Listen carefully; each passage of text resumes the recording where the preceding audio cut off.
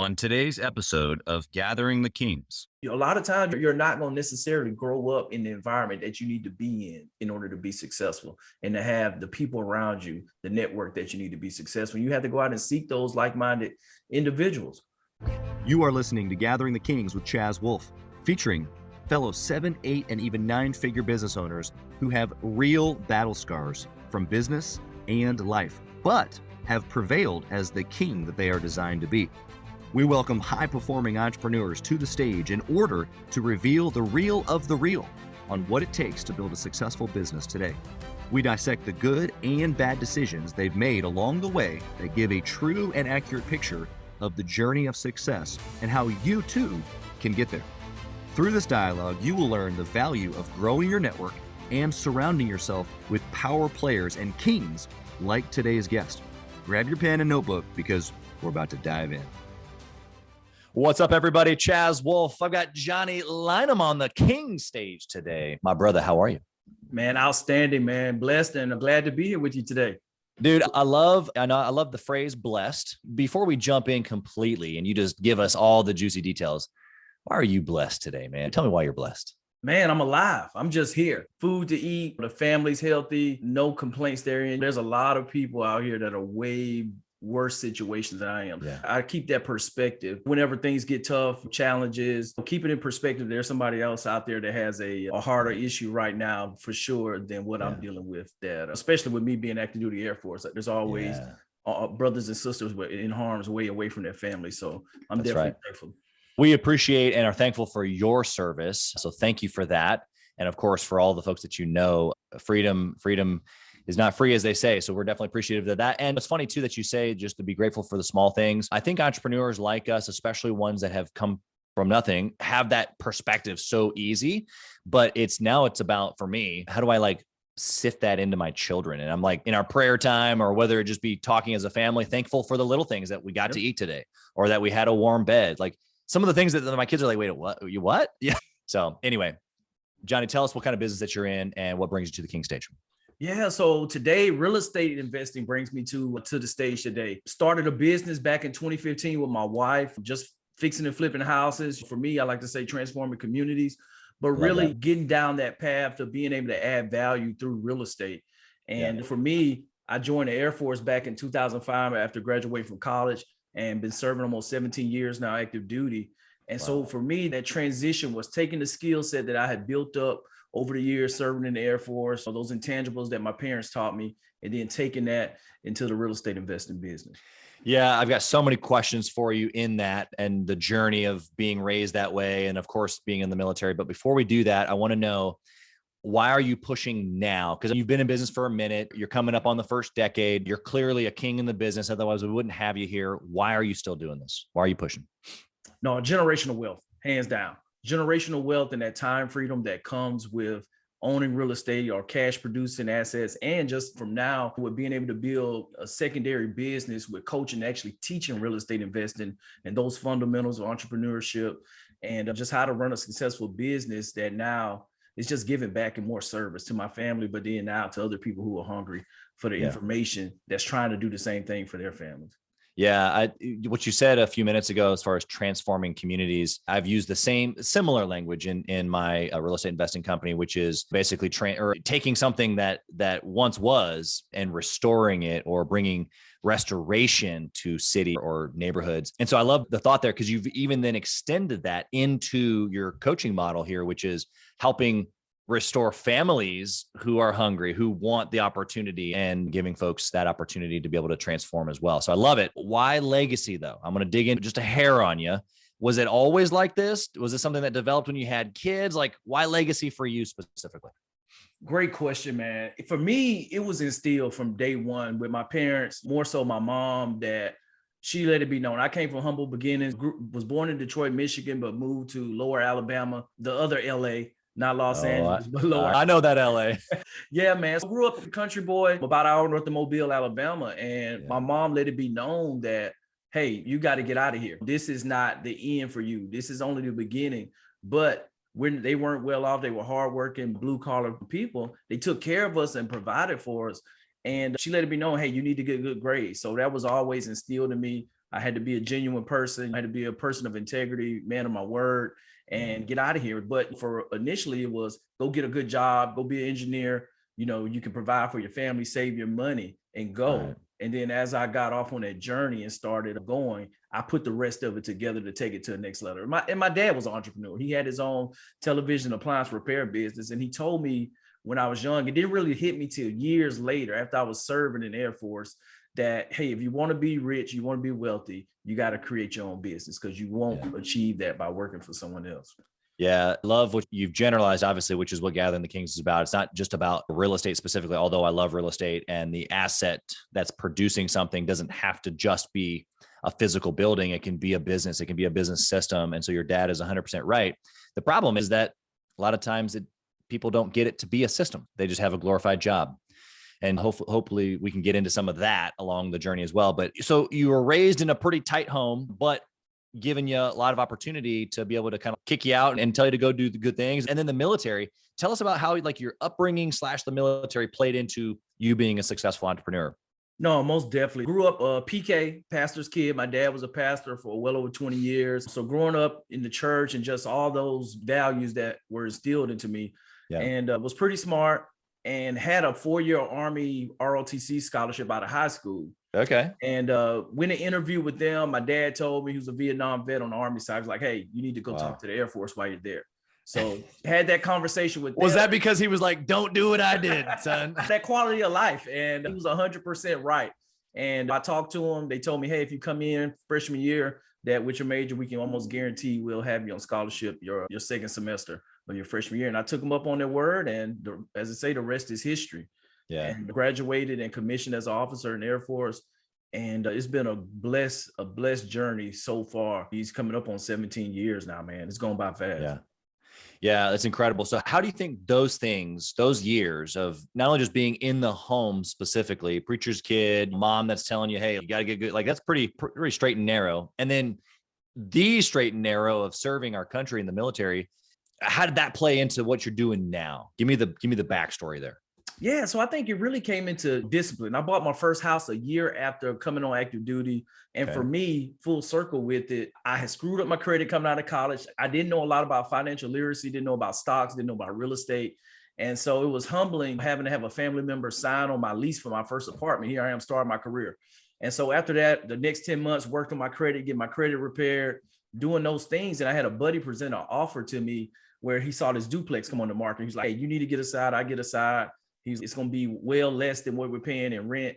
And I was like, okay, sounds good. And the more I looked into it, I'm like, yeah, this is a good deal. And I actually got money back at closing and used my VA loan. And from there, I was hooked on real estate. And from there, just as I was moving around, buying foreclosures to live in when we changed duty stations and things like that. And then it just took off once 2015 came around. I was like, okay, now that I've been in the military, I do project management. I manage complex software development projects for the Air Force. It's okay, how would I take this skill set and bring it to real estate? And so it naturally went to that side of it with me now managing teams, putting systems in place from day one because I've been working my day job. And so I had to build a team around me in order to execute on my behalf and being able to be an astute manager and go through the process, learn, ask questions, but still be a leader in order to see the project through. What do you think that you attribute? Because what you just said there, you had to, because you were still in the Air Force, you were still doing your thing. You literally couldn't go do the thing, but you had to build a team or a system around you to do the thing. And so many people listening right now, probably even are trying to do that, but they're in the business. It's tough to remove yourself. It's tough to give things away.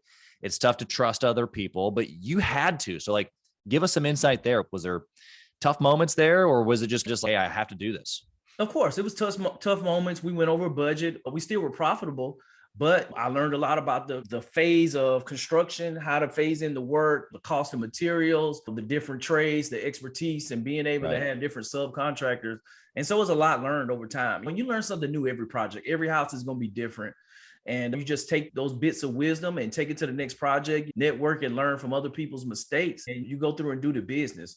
But it was no different than other people where I was still, even though I was virtually, after our first deal, we started flipping 14 hours away in Alabama. We're living in Virginia.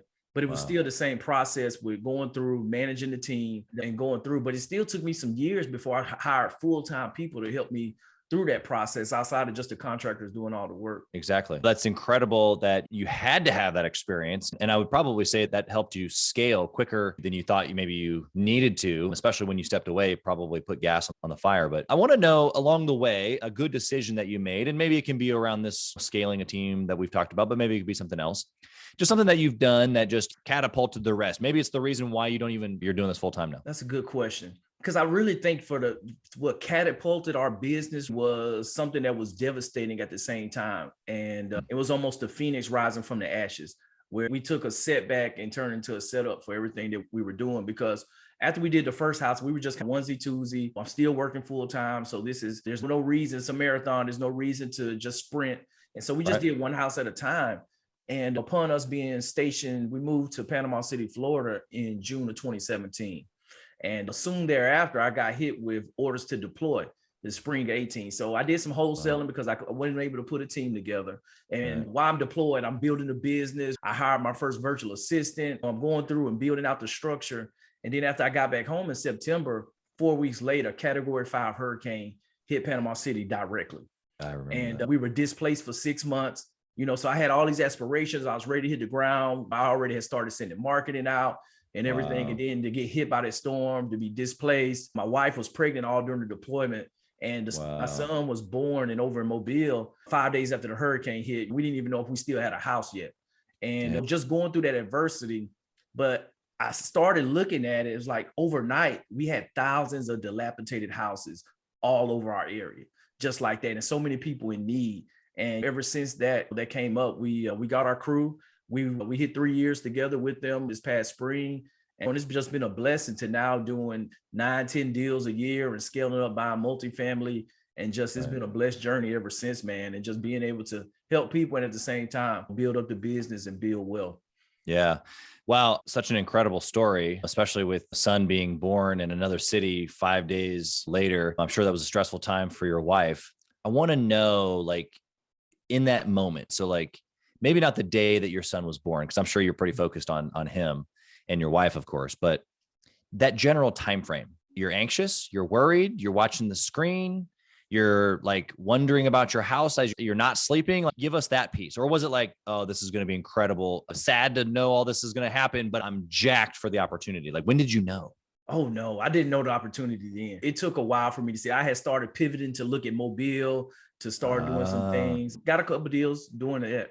But for me, it took the wind out of my sails, because at the same time, I was a director of operations for my unit there. And so I had a lot of people to work and help process. I had people that lost everything during the storm. We had to build up our mission back simultaneously. So I didn't really have a lot of time to focus on real estate initially. We didn't do any deals until we got back home March of 19, hopping around with a newborn and 2 other kids from Airbnb to Airbnb every 2 weeks, moving around until our house was ready. Was stressful itself, and then doing the mission, just long days, an hour in, an hour out commute, and just working. So it took me a minute to get some perspective, but I got my legs under me, just seeing everything after my house was there. I realized the house is here.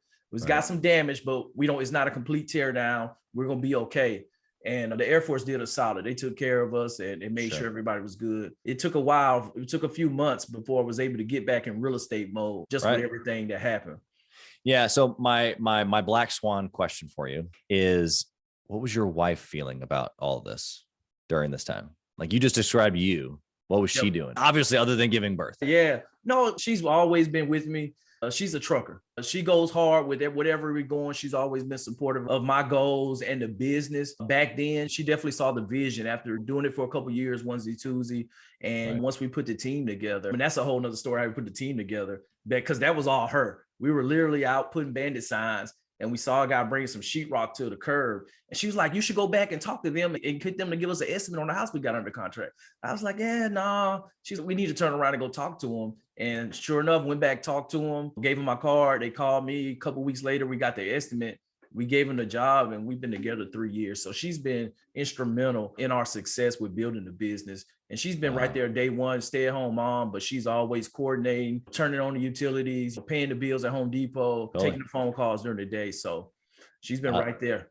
I love it. The one thing I want to point out, what I've just gotten from you for the listener, particularly, because I'm in alignment with you. What you just said, I've had probably 2 or 3 large, very large, some in the negative because I didn't listen, moments where my wife suggested something and it would have been amazing if I listened to her, or like you, I did and was like, wow. But I just want to pull that out for the listener, because so many times as entrepreneurs, male or female, just the other person who's not in has this innate ability to see things sometimes that we don't. And then I would even just, because I'm a man and you're a guy and we've got wives, I think that there's like a women's intuition thing. And so I've learned that voice that you just described, even though it doesn't have a business case, even though it doesn't make necessarily logic sense, to go, wait a second, let me go back and give them my card.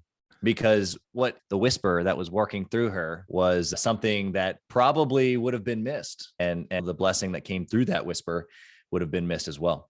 Yep, 100%. Okay, so let's flip the coin.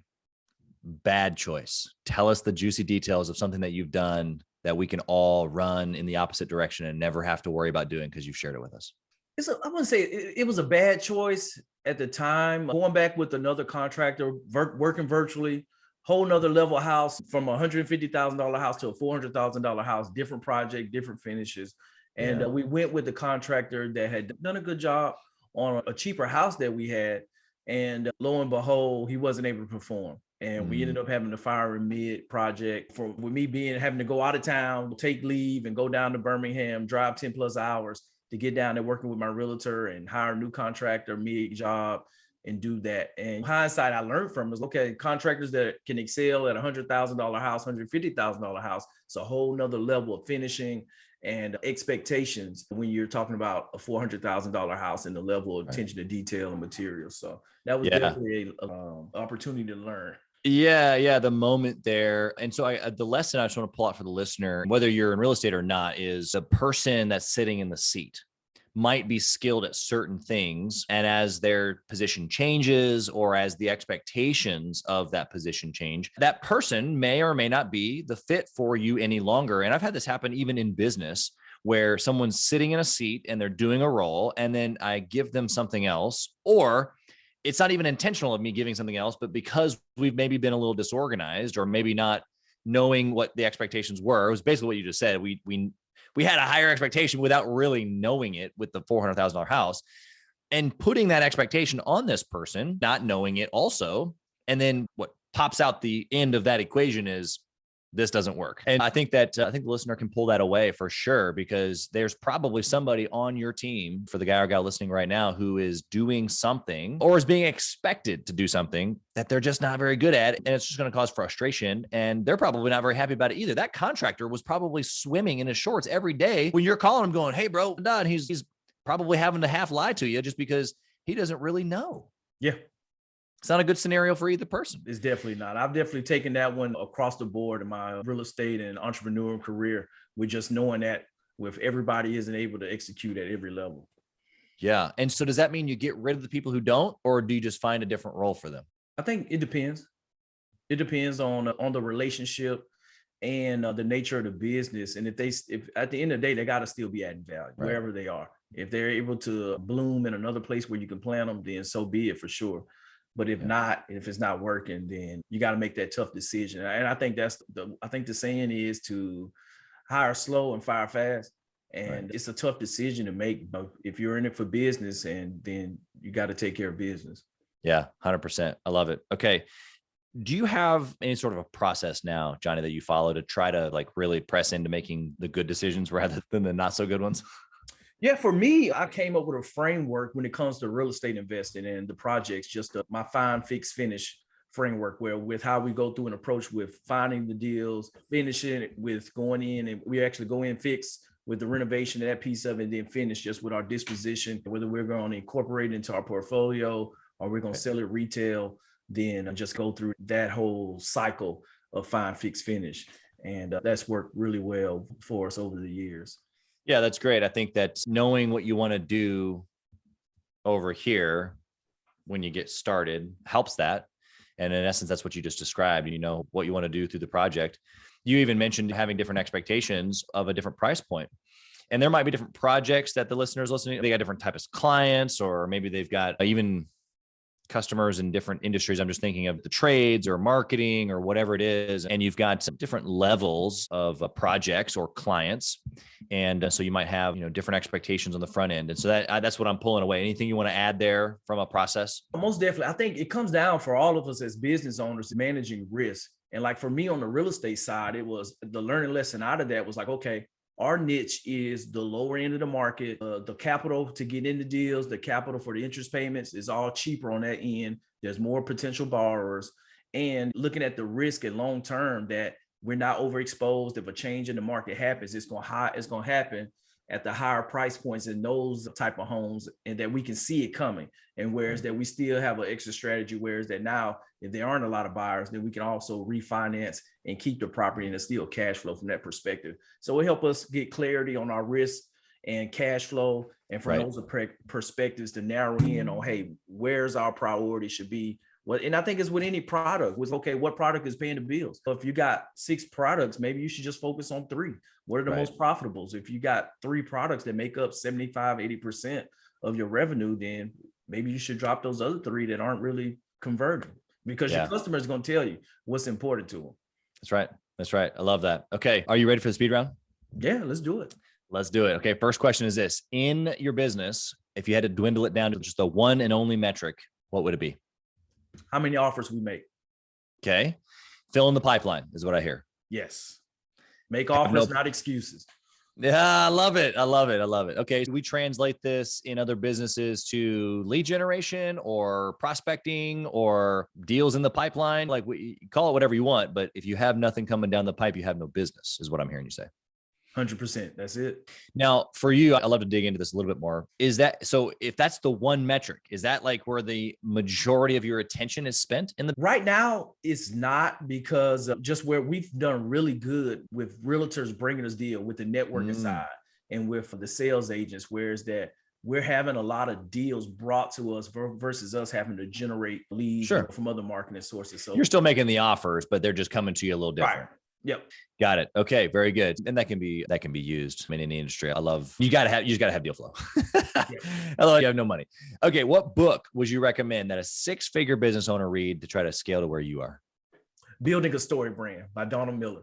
I think that's the biggest thing, is the marketing. The marketing is the lifeblood of any business, and just understanding that stories resonate, understanding what your story is. I think really just depending on the nature of your business, understanding that you may be in a position where you are the brand, and that you need to step into that role and understand where you are in the business and the marketing and what all goes with it, and how to translate your story and the story behind your product and the story that comes with the product that your customers have by using your product, and being able to take that and fold that into your marketing. 100%. Yeah, you're right. And I think that the underlying bullet point of what you just said is that it doesn't matter. Like, I think a lot of people hear, oh yeah, I have a story, but what does that really look like? I was talking to some guys yesterday in a group setting, and I just said, what happened today? Like, literally, what happened today? And he was like, well, we da-da-da-da. I go, great. That's all I'm talking about right there. That's the story. And it's so simple that it's like, people miss it, myself included. I think that every entrepreneur is like, head down, let's go. What does the story really matter? I know that it matters, but what does it really matter? Let's just get work done. And so I think that's the difficulty piece in the mindset for most, at least it is for me. Did you experience that same thing a little bit, especially being military, on it? Yep. Checklists and everything's need to be straight and narrow, but people are emotional. People make decisions based off emotions. And the more you can tell story, get good at it, you're going to do fine in your business. Yep. I love that. Okay. Do you intentionally network or mastermind with other entrepreneurs? Yes, 1000%. Okay. And why? It hadn't always been that way, but okay. What changed? Why did you start? I saw the benefit of it, just being able to be around like-minded people. And I think it's Grant Cardone that says that, everything that you want, a stranger has it. And that's true. We grow up, they say, don't talk to strangers, don't talk to strangers. But a lot of times you're not going to necessarily grow up in the environment that you need to be in order to be successful, and to have the people around you, the network that you need to be successful. You have to go out and seek those like-minded individuals. And it's been a game changer with me, just being able to be in the right rooms and to be able to call up the right people when you're running into challenges in your business to get over the hump. Yeah, I love that. Okay, question for you that's a little bit of an oddball. If you only had 1 hour each week to run your business, what would you do in that 1 hour to successfully run it like you do now? Have my staff meeting, leverage. Have my staff meeting, give them the directions and let them go be great. And that's why we have to hire great people. That's right. 100%. I couldn't agree more. Okay. Last question for you, Johnny. What would you do if you lost it all? Build it back. I think I'm bullish on real estate. I would go back, networking, start raising the capital if I got to step into another job, but just start back from square one property, 1 month. I would start with multifamily now, knowing what I know, that just syndicate, find the deals, network, and raise the capital and start building. Be good to go. I love it. I love your perspective. I love your hustle. For the listener who hasn't been able to see Johnny on the other end, he's got a sign behind him that says grind and then a picture of Kobe Bryant, the Mamba himself. And so I feel both of those coming through the screen as we've been talking, just this, I can see why you bet on you, man. You're straight as they come. And I can see why your wife gave you the nod that she did as well. So thank you. You've built a history, man. I would love for the listener to connect with you. How can they find you? I know you've got some coaching programs. I know you're trying to help people in real estate, or just probably in general, you got a big heart. Like, how can they find you? Yeah, most definitely. They can find me on LinkedIn, Johnny Lynum, Facebook as well too. My book is out there on Amazon, Millionaire Real Estate Success Strategy, what they forgot to teach you in school. That's there. And I'm actually, one of the things that I want to do is, YouTube. YouTube is a big one that I'm trying to share more. Real estate investing with Johnny Lynum. But for your listeners, I want to give them actually a free download, the PDF version of my book that they can download at socialproofwealth.com/free. And they can get a copy of the book there. I love it, man. So whether you're in real estate or not, having cash flowing assets is a king move, as I like to call it inside of our group. It doesn't matter if it's something that's in your portfolio yet or not. It needs to be. So grab Johnny's free download. We'll put the link below. But dude, everything that you've shared is just spot on, not just for real estate, but for business, man. And you've given us life perspective along with it. So thank you for that. If there's anything that we can do, of course, let us know. But man, you dropped so much value here today. Thank you for being here. We appreciate it. Yeah, no problem at all, man. And then if there is anybody that's interested in real estate on the coaching side, that we help professionals work through with self-directed IRAs and get started with building passive income. So that's something we offer as well too. I love it. I love it. The right people heard what you said. That's for sure. And they'll be in your LinkedIn or Facebook DM here before the end of the show. That's right. John, thanks for being here, man. We appreciate you. Cool. Thanks a lot, brother. Thank you for listening to Gathering the Kings today. I hope that you were able to pull out a few nuggets to go apply into your business right away. More importantly, though, I hope that you're realizing that it takes more to be successful than just being by yourself, doing it all on your own, carrying the weight all by yourself.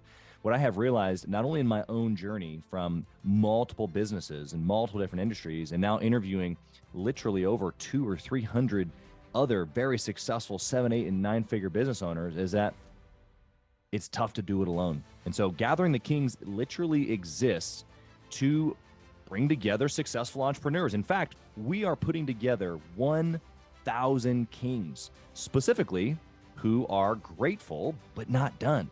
We're intentionally assembling kings who fight tooth and nail for their business, family, and communities. And here's what we believe, that in the pursuit of excellence in those areas, that it ignites within us the responsibility to govern power and forge a lasting legacy. So if that relates and resonates with you, and you know that you need people around you, sharp, qualified, other very successful business owners, I want you to go to gatheringthekings.com.